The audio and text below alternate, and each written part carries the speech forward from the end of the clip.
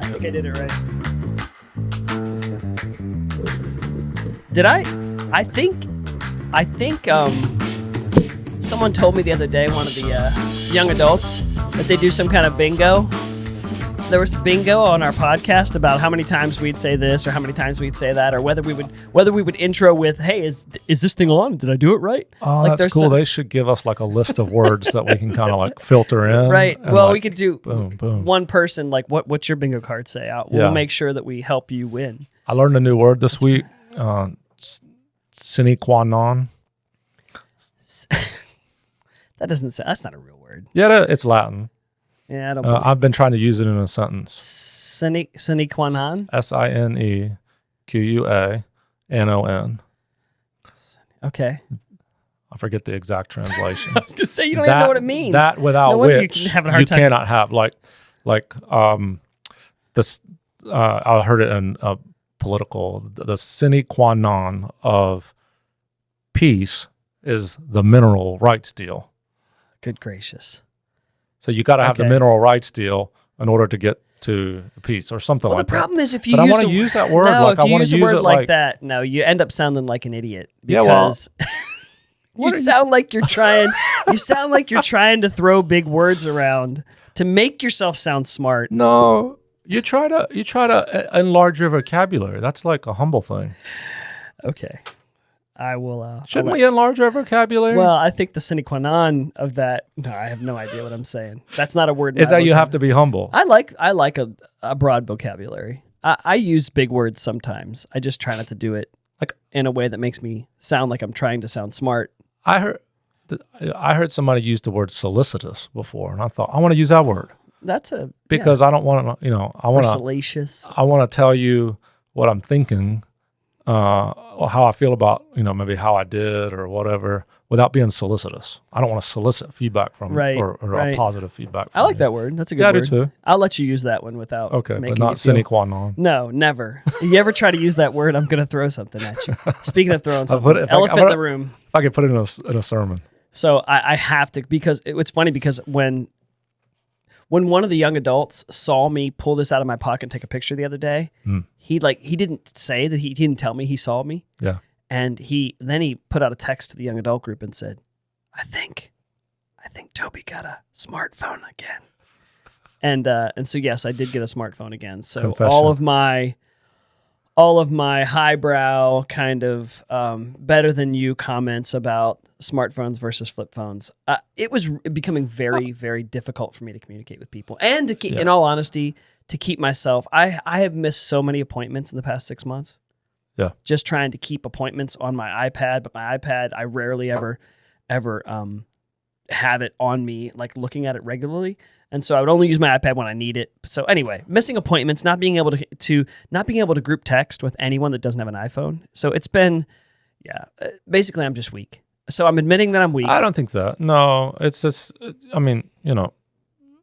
works for a season. And I think it's good to unplug for a season. How many other people would unplug for 6 that months, long? 6 months. And that's one thing I was going to say, though. I did learn a few things. Yeah. The one thing, it's funny because I would bet that most people in our generation and older, like my mom's generation down to our generation, don't really know how to use these things very well. And when we get them, and so one of the things I didn't realize that I did with my iPad then, because I was really trying to make this intentional effort to kind of unplug a little bit or back away from technology, is turning notifications off. I had notifications, and here's the thing, is you download an app, it automatically turns notifications on. Yeah. Or at least says, like, it's one of the things that, you just click through to get to it. Notifications, sure. Yeah.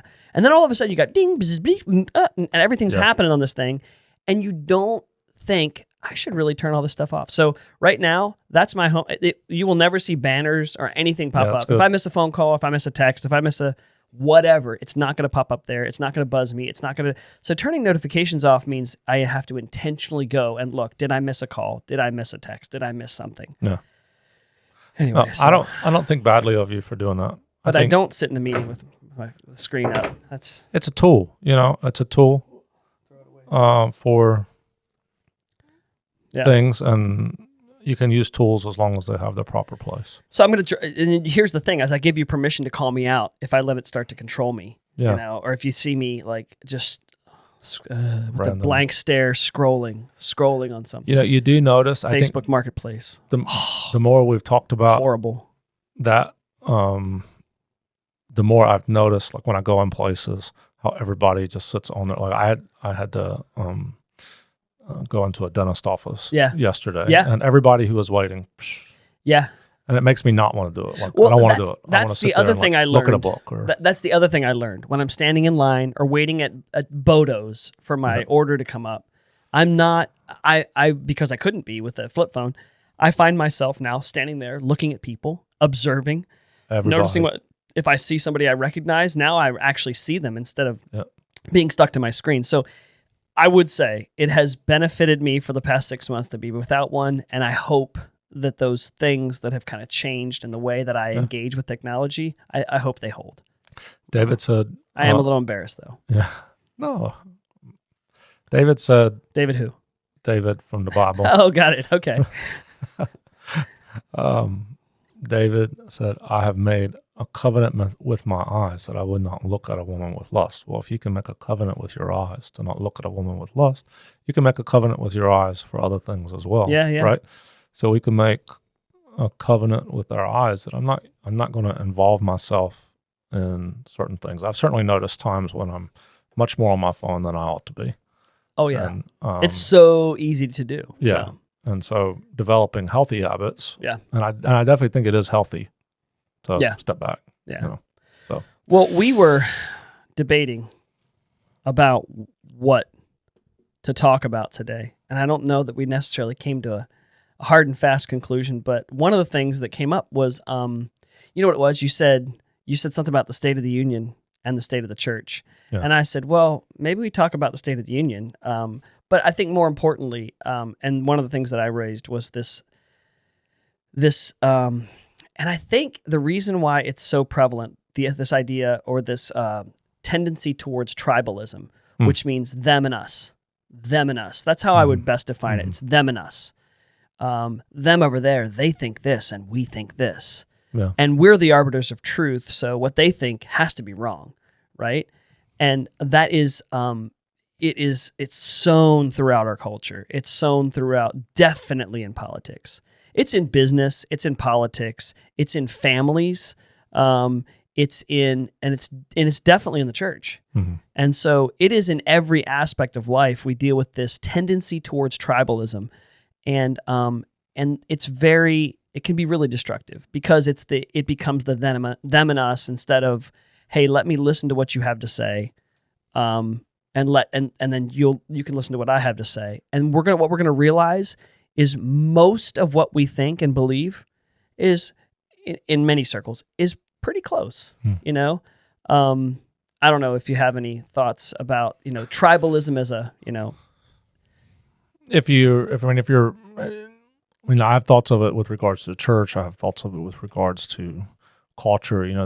There can be some pretty stark differences. Particularly when you think about some of the challenges that we are encountering in the culture today, particularly with morality, sexuality, and other things that are, really against Scripture. And, while you don't want to think I'm better than those people, I think that's not biblical, but you can think your argument is just wrong, and there's no way that you're going to convince me otherwise to kind of come along and walk beside you in the things that you believe and hold dear to your heart and the things you're fighting for. So in that sense, I'm not sure. Sometimes it's hard to make a connection with certain groups when there's very little connection other than the humanness that you share. Yep. And that is a connection. I was going to say that is one. I agree with you. Yeah, that there are some black and whites that we don't want to wash over and make them gray. Yeah. We've actually talked about this. Yeah, I love you, you love me, we're a happy family. Right. kind of thing. I don't think that's necessarily, Jesus didn't do that with the Pharisees. It wasn't that he hated them. He didn't like what they did, and he pushed back against it pretty sharply sometimes, But it wasn't that he hated them as a whole. He welcomed Nicodemus He had a very intellectual conversation with Nicodemus, intellectual, spiritual conversation. Joseph of Arimathea was also one who came to love the Lord, and while he still probably remained a bit private about his faith, he was someone who encountered Jesus. That was the tomb, right? Yeah. So he's the one who took him down from the cross, gave him his own tomb, initially did the initial preparation of his body. So while you could say there was probably some tribalism there between Jesus and like the Pharisees and things, it wasn't like a complete, line like what I think we can see in some ways in culture today. Well, here's how I would put it. And here's where I think it's important to kind of take note and identify it, recognize it, and say, oh, wait, that might not be so healthy, is forced tribalism. You're either in this camp or you're in that camp. Yeah. When someone says, well, how did you vote? Did you vote R or D? Did you vote R or D? And you think, wait, I have to be an R or a D? That's it? I get red or blue? Yeah. Can you imagine going, anything, would you like coffee or tea? Can I get a latte? No, coffee or tea. That's all you get. You get coffee or tea. Can I get water? Nope.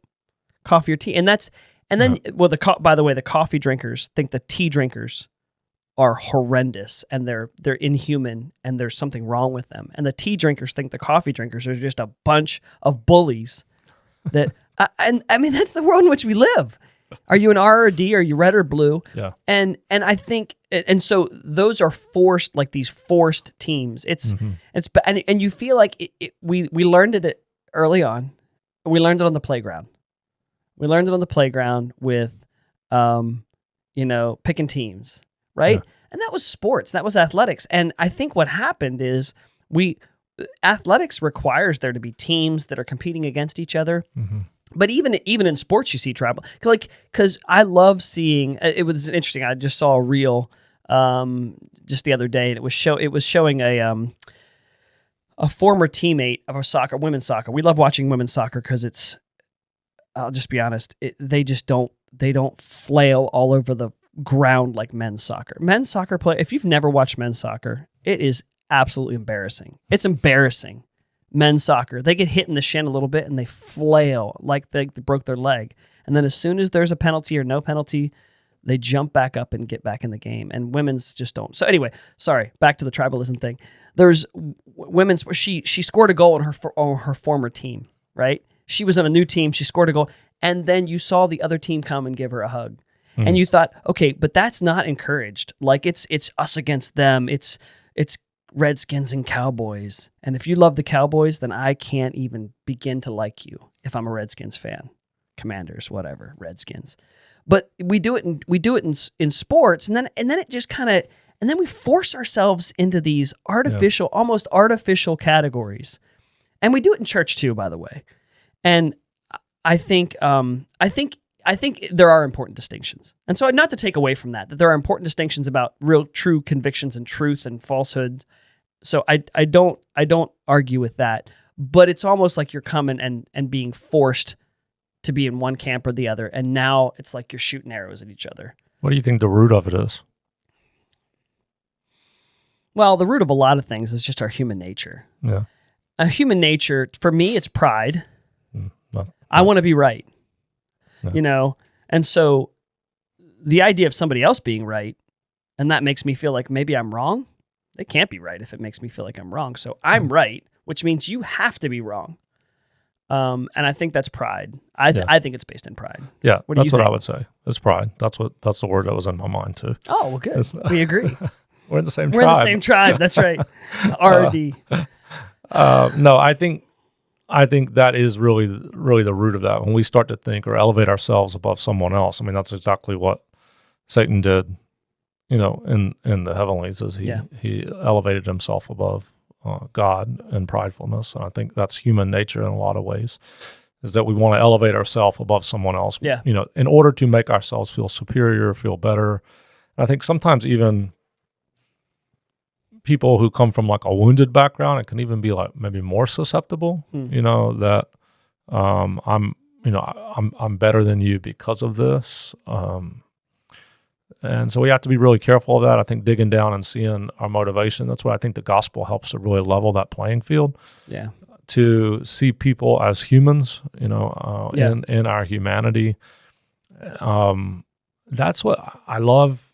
I love seeing people who are genuine believers, people that like the gospel is like at root in their life, because they don't participate in that kind of stuff. Generally, and you see them out, and you see like the vilest kind of sinner who spit on them or be upset or whatever. Doesn't faze them because they don't think I'm any better than you. That's exactly who I was before I came to Christ. Yeah, I've got sympathy or empathy for where you are, and so I think that's a really beautiful thing to see, is when someone could technically be of another tribe, but says, I'm not placing myself in any way above you, even though you're in this category heading to destruction, really. Destruction in the natural realm, destruction in the spiritual realm. But you're right. I think generally, most of us have to learn how to probably manage pride, and I think in the church it can be prevalent at times. Yeah, and so one of the things I think is I've just if you want to talk about the church, I've seen it in intercongregational kind of. Yeah. Oh, I came from that church over there, and they fill in the blank. They believe this or do this, and there are some things that I would agree that like some churches are teaching things that are contrary to Scripture. That's a whole different animal. Yeah. But there's this, I don't know, it's competition too. Competition in things like church. I mean, even in business, it has to be tempered. I think about business, so I'm a business owner, and so what I think is if my end goal is to serve my customer well and provide the best value for them that I can provide, then I should welcome competition, because competition usually, almost always, raises the bar for everyone. Mm-hmm. It makes everyone better. It makes me better. If I had competition in my industry, in this area, it would force me to be better and provide more value to my customer. And I think, and so this idea that they're terrible and I'm great, it doesn't belong in, well, maybe, in business, actually, there are some that are terrible. In churches too. Well, yeah, maybe you're right. Yeah. And I think you're probably right. But I think this idea that that we have to be on this side or that, and you see it in families too. I mean, even in family squabbles, it's, well, I remember when I was a kid, when I was a little kid, and here's the thing, is I thought it was a kid thing, but it's not. It's a humanity thing. When I was a kid, it's like, well, are you on their side or my side? Whose side are you on? Have you ever heard that? Whose side are you on?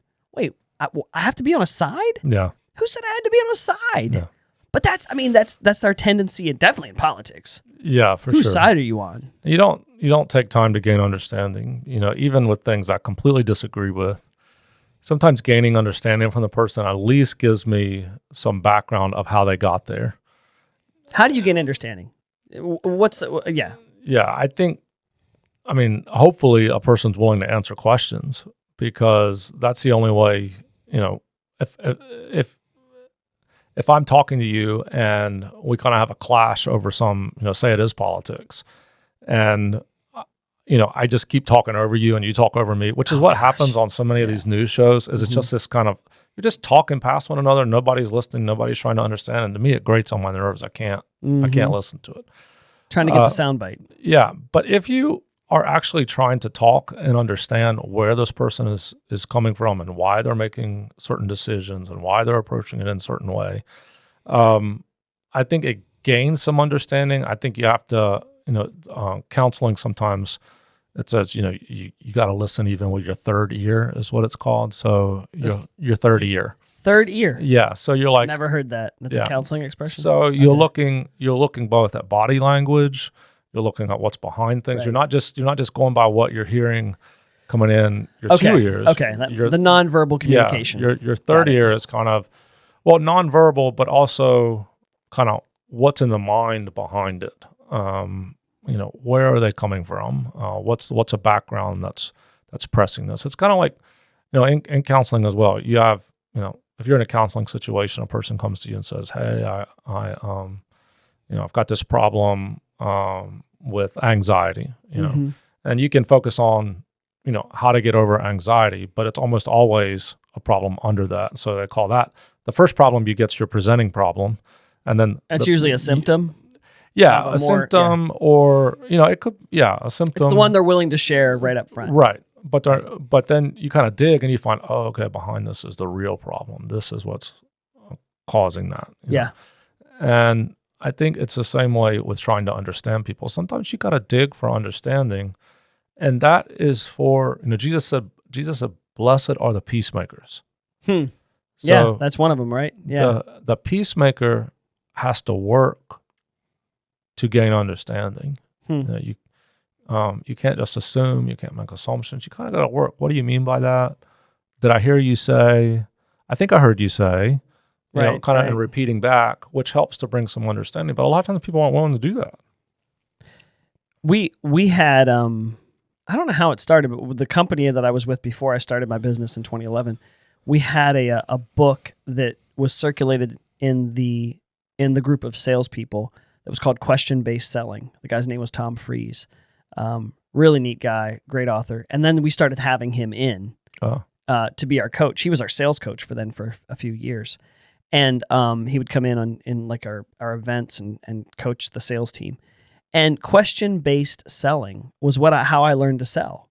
And it was very educational. I mean, because here's the thing is that doesn't allow you to talk past somebody. There's nothing worse than a salesperson that won't let you speak. Yeah. That just goes, all they want to do is talk to you, and they're throwing you some pitch for something that you may or may not need. No. You may, and I can't stand it, and I cut them off. And I've actually, because I cut them off. Yeah. I was gonna say I've also been accused of cutting people off when they're trying to make a point too. But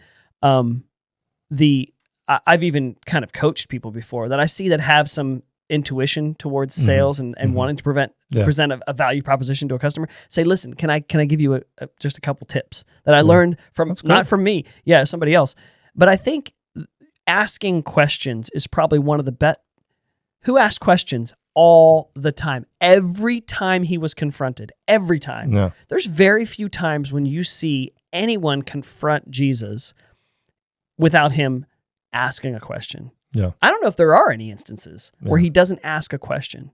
I think the one where he brings up John the Baptist and says, the baptism of John, was it from God or from men? Right. And then they're like, no. If we say this, they're going to be upset with us. If we say this, then we're going to be on his side. Yeah. I think that's a really good scenario, actually, of the Pharisees being very tribal, because they were like, oh no, if we say it's from God, then we're on his side. And if we say it's not from God, then the people are going to stone us and be upset because they thought John was a prophet. Right. So we'll just say, well, we don't know. Yeah. I mean, I think that is a key example in Scripture. And that's a good one. I mean, that's one where Jesus kind of backed them into their own corner. Yeah. But you think asking questions is a really great way of a couple things. If I ask someone a question, and this has actually happened in my shop many times, because people will come in and because this is another kind of tribal type approach. You're either for guns or you're against guns. Yeah. I'm like, why does it have to be the for gun and against gun crowd? Like, why? What are you talking about? Guns a tool? It's like, are you for hammers or are you against hammers? What are you talking about? Hammers are a tool. Do I use a hammer? No, I don't have need of a hammer, so I don't have a hammer. But that guy he needs a hammer, like and so you think it's firearms. People would say, Toby, you're wrong. That's not the same thing. It's similar, right? But the for guns against gun crowd, it's this divide. And so I'll have people come into my shop and they start throwing. I actually had a woman come in one time and just start yelling. It was when I was on West Main. Just come into the gun shop side of the shop, and she started just like, these things are they're killing people. And I said, ma'am. And I was in the right spirit that day. Some days I'm not. But I said, can I ask you a question? And so I started asking her questions. I just started asking her questions. Come to find out, she had no idea what she was talking about. And just by asking her questions, first of all, I treated her like a human. And I said, I expressed to her as I'm asking her a question, and this is what happens when you ask questions. I'd like, and not rhetorical, sarcastic questions, not the rhetorical. Well, what would you have me do? You know, like those kinds of questions, right? Ma'am, what do you know about these firearms and the people who, and her assumptions were totally skewed. And so just by asking her questions, first of all, I made her realize, hey, I want to hear what you have to say, because I understand you have some strong opinions, right? But I want to hear what you have to say. Yeah. And it was actually turned into a great conversation. By the time she left, this is a woman who came in really upset. Yeah. She was upset by what was hanging on my wall, which was crazy to me. All right. And by the time she left, she was thanking me for the good conversation. Did she buy a gun? No. She didn't buy a gun. No, but I learned a lot too. Here's what I learned. I learned that most people in that tribe, the anti-gun tribe, which is such a crazy, anyway, most of the people don't understand why people on the other side, in the other tribe, want these things. Like, what is it? And they also don't understand why it was written into the Constitution. Yeah. Why this was the Second Amendment, or what it has to do with. So I had understanding that I didn't have prior to that conversation, and she did too. And not only that, but instead of yelling at her and her walking out the door and saying, see, those people are crazy. And me saying, see, those people are crazy. Yeah.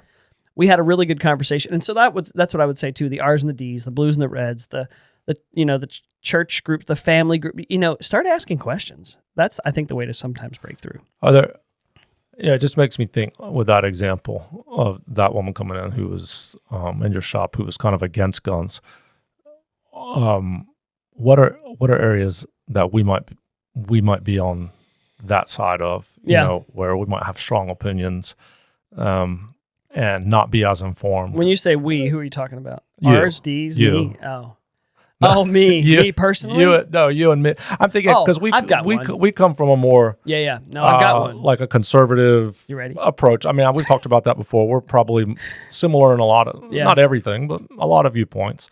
But are there things that we, you and me, our tribe, if we have one, would think, kind of, but some of it may stem from lack of understanding.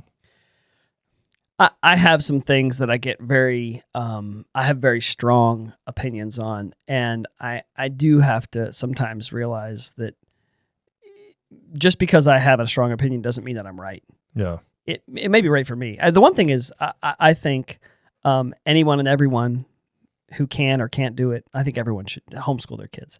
And so I find myself, and here's the thing, is I know I say that, and people are like, wait a second, my kids are public school. You're saying I'm a bad parent? Right? No. And I would say, of course you are. No, I'm just kidding. I'm joking. Oh, sorry, that's a joke. No, I would say for us, we decided that was really important for us. Yeah. But I have a tendency, and homeschool parents can have a tendency to say, well, this is the right way to educate my child. That's the wrong way to educate my child. And I have to be really careful with that, because that's my tendency, is because I think, well, this is more effective in dealing with controlled influence over my child. I'm not having some mentor that I don't know influencing my child, right? Or I'm not having some friendships that I don't know about, But I have seen it, definitely some tribalism in the homeschool community. Yeah. And I've actually heard it from, and here's where it breaks my heart. And I mean that is when I've heard public school parents, public school kids, the parents of public school children that feel judged by homeschool parents. Yeah. Like feel like they're being judged, like they're a bad parent. And I would say that's a tragedy that I would cast judgment on somebody because I've made a decision that I think is the right decision for our kids. But I don't know if you want to even touch that with a 10-foot pole, but yeah, no, I think you're right. I think that can be a real tendency for us to look at look at others and say, I mean, we even hear it. You go to conferences and you say, why would you send your kids to government schools? And it's this idea that government is, the big monster or ogre or whatever that's going to, sweep your kids into, hell. And like, even me saying that, I think, I don't completely disagree with that. Well, that's why your kids are homeschooled. I get it. But on the other end, I also know I've got to know some really godly public school teachers. Yeah. Some students that have come through the public school system who have done really well, who have excelled, who are eager to share their faith, who are living it out faithfully. And I have to look at that. And I've also seen on the other side some homeschoolers who like attitudes have stunk and who haven't, picked up some things. And so to say it's all this or it's all that, I think that's probably the other thing is like when you use that term tribalism, I almost would equate that also to kind of this all or nothing, like all of homeschoolers are this way, all of public schoolers are this way, all anti-gun people are this way, all pro-gun people are this way. And I think it goes back to you end up talking past one another. Now, again, sometimes you're going to have people on those far extremes that it's going to be hard to have a conversation with. Yeah. But at least I think as believers, we need to try to understand where a person is coming from, not just to get to know them or be friendly, but we have to, the gospel is winsome. The gospel is an issue of connecting to the heart, connecting with someone's humanity, a need for Jesus. And sometimes we just bypass that, I think, if we stay in our own box, like we talked about last time, without getting out of that.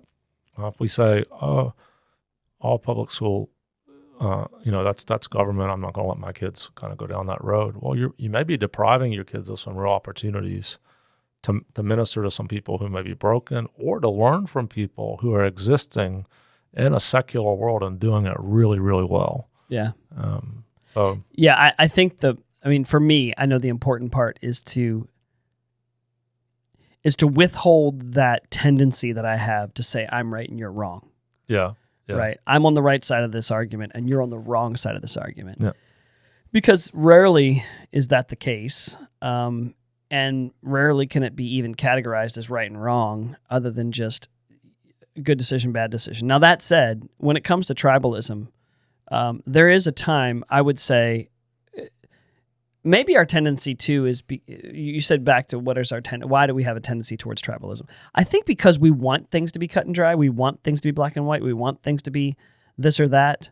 It's even a game we play at the beginning of our Sunday evening study is the this or that. It's kind of a fun game where you just put two kind of opposing things up there and people go down, they choose, this or that or the, and I think we want things to be that cut and dry. And the truth is most things in life are not cut and dry. Yeah. And when we try to put people, oh, you're that kind of person over there and you're I think this, even psychology teaches us. When we meet someone for the first time, we are trying really quickly, our brain really quickly tries to answer certain questions about, oh, is that person? Okay. Oh, they're this, they're that, they're this. Yeah. And we want to categorize them really quickly. We want to put within seconds. Put them in a box. Right. You've made a judgment call. Right. You've categorized. You say, oh, okay, he's an introvert. He's stingy and not very nice and whatever. I don't know. It's funny because Brandy, my wife, she was very shy. She was not an extroverted person at all when she was younger. People would tell her after they got to know her, they thought she was stuck up. They put her in that box because they made some judgments about who she was based on because she didn't really make eye contact and talk freely, and they thought she was stuck up. And which is really interesting to me. I mean, but we do that. We want to separate people and put them in a box. And I think that's the one thing that we don't want to lose sight of, is that there will be a time when there's a very clear distinction. Yeah. There's sheep and goats. Yeah. And so I don't want to water down that truth. I do think that truth we need to hold fast to. Yeah. You're either a sheep or a goat, right? You've either accepted God's forgiveness through Jesus, or you haven't. That's what I was going to throw out to you and ask, because I think there are times where we kind of need to be more understanding, more open, listening, even if I don't fully agree, I need to listen to you and kind of get to the root. But don't you think there are times when we really should stick to our guns and stick in, I don't want to say a tribe necessarily, maybe, but your statement of separating sheep and goats, I mean, that's the kind of two tribes. I agree. So, I mean, what do you see are those times where it's like, it's really not a bad thing for me to stick here and stay here. And, I know what you're about. I don't need to gain more understanding or be, have empathy for you. Yeah. You're just wrong. Right. Well, and there are certain things that people are just wrong about. Yeah. And I would say it's really easy. There's a book.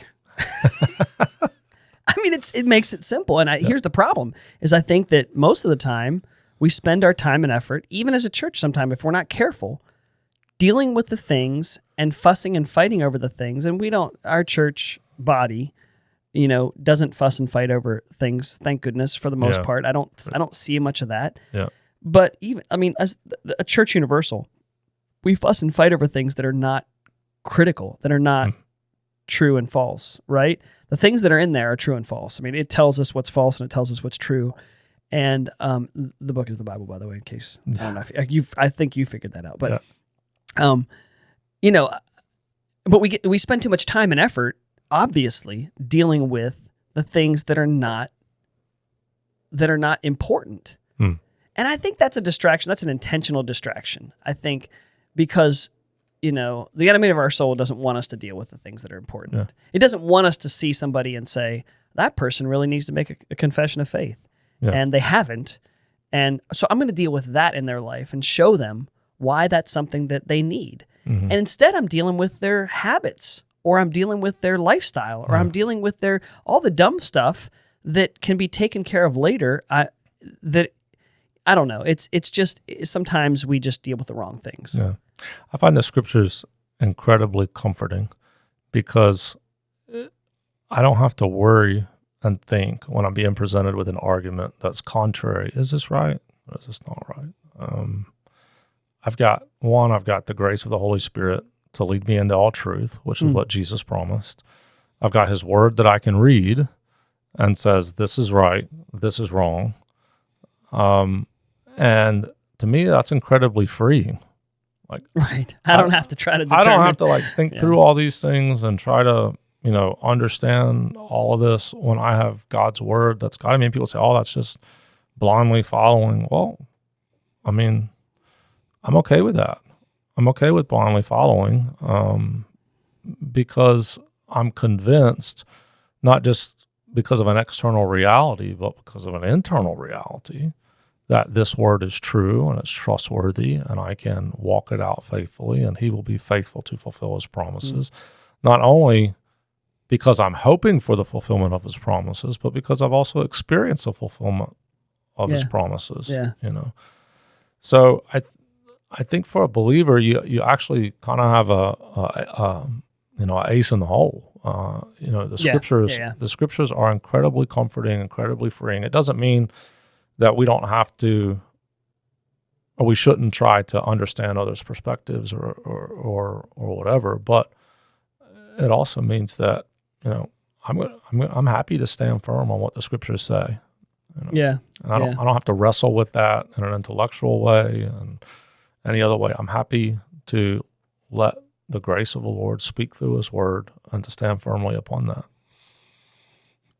Good stuff. Yeah. I would, the one last thing I would say with, as far as this tendency towards tribalism is concerned is I like talking about asking questions of people who we perceive to be on the other side of an argument, right? Why does there have to be an argument, by the way? A lot of these things don't need to be argued. Yeah. We just need to maybe understand each other a little bit better and say, oh, I disagree with you, but that's okay. It's okay that I disagree with you. Right. Don't have guns in your house. I'm going to have them in mine. That's okay. Yeah. But one of the things I think that we need to identify, and I pointed it out to someone this week, is that there are people that are invested heavily. And when I say invested, I mean money, heavily in keeping tribalism active. Yes. and alive in especially politics and culture. Yeah. Right? They will try to do everything they can to ruffle your feathers as much as they can to believe that the other side is out to, I don't know, I just got these straight, like to pee in your Cheerios or whatever. I don't know where that came from, but they're just out to destroy everything good and sacred in your life, Yep. and they're going to poke you and prod you and make you think things that even sometimes are not even true. I mean, the propaganda is real. They will try to just keep you angry. And next time we're going to talk about joy, but there are people that are invested in, they make money on keeping people angry about what the other side is doing. Yeah. There was a book in business written maybe 10, 15 years ago. Unfortunately, I'm blanking on the title, but the authors were Kouzes and Posner. And they talked about, motivation, how to motivate people in business and other things. And one of the things that they emphasized was you have to create a sense of urgency. If you want change, you want to create change in an organization or other things, you have to create a sense of urgency. And I think people have latched onto that in terms of making people feel like, oh, this has got to change right now. I've got to, be on top of this. We've got to move, or else the whole world's going to fall. It's going to fall apart. It's just it's chicken and little. That's where I think a word that I've heard you use before, and I think it's true for our culture. You see all this, this language that's so hyperbolic. It's just like and language is up here when it could really be down here. Right. And it's not. You can't live down here, and so they try to pump it up. And I think exactly what you said is it motivates someone. Oh, I got to do something. Let me give $100 to this organization. Right. It's just about money. Click. What? Yeah. Oh, I'm going to click that. Click that. Yeah. Because that's how you're giving money, by the way. Our clicks are giving money to people. And you're allowing people to then, you really are allowing people to then change your mind. Mm-hmm. And when I mean the most literal sense, change your mind. They are changing the way you think. Yeah. When you read their stuff or believe what they're saying. And half the time it's just feeding that machine. And so my encouragement would be to myself as well is don't fall for that. Don't fall for that. The truth is, and here's the other thing too, and we tend to think that there are monsters on the other side. These are people that, for the most part, the people that I interact with daily that are on different sides of that spectrum. They love their wives, they love their husbands, they love their kids. They want a life that is peaceful and productive, and so we share a lot in common. And so the idea that we can't sit down and have a conversation about these issues or things that are not quite as essential as we allow the media to make them, it's silly. It's silly that we can't, they can't have, good conversations. So anyway, I think oftentimes with our church who, you've got a lot of diversity of people from various places all around the world. Yeah. And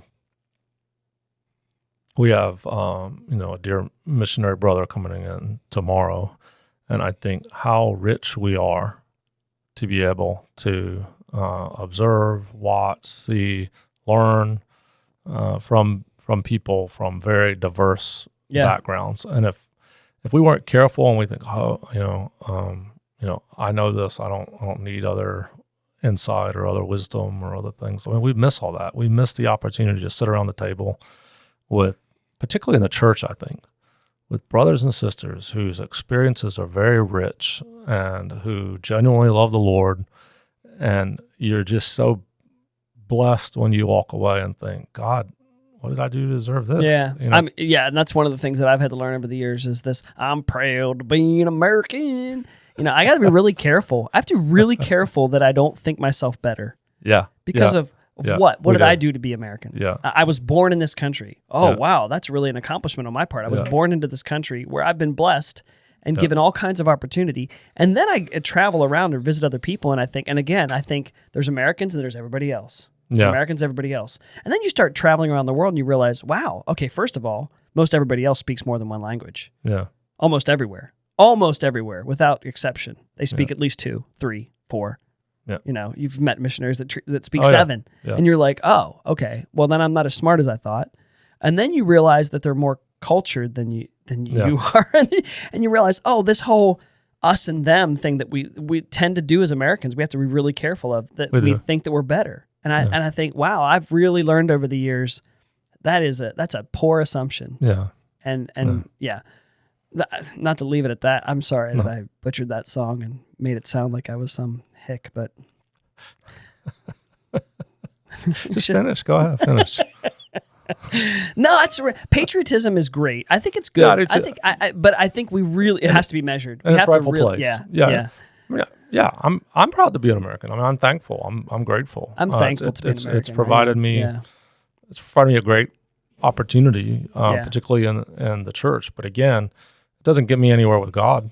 Right. You know, other than nothing that I did to. Yeah. To other than I'm going to be held accountable. Yeah, for sure. I'm going to be held accountable for being in a culture that has such a means to be able to impact other cultures with the truth of the gospel. If I don't leverage that freedom and the gifts that God has given me just by being here for the kingdom, I think I'm at a loss. Yeah, and I would say one of the things that I'd say, just to kind of wrap up, I'm challenging myself is to get back to the questions, to ask more questions than I provide statements about my position. Like, why do you think that way?